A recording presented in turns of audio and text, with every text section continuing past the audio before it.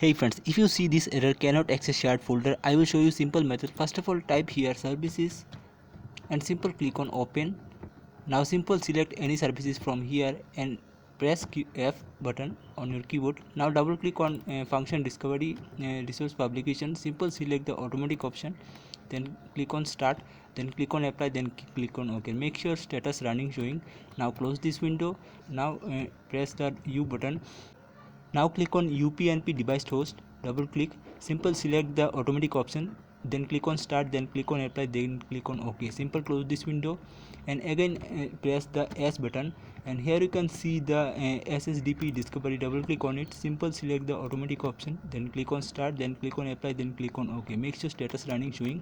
Now close this services window, and second method is simple type here manage advanced sharing settings, simple open this option and simple turn on these three options. Here you can see network discovery, turn on this option and check this option, and file sharing, simple turn on this option and click on save changes and close this window and reboot your system. Check your problem is solved. I hope this video was helpful for you. Please do subscribe, like this video. So yeah guys.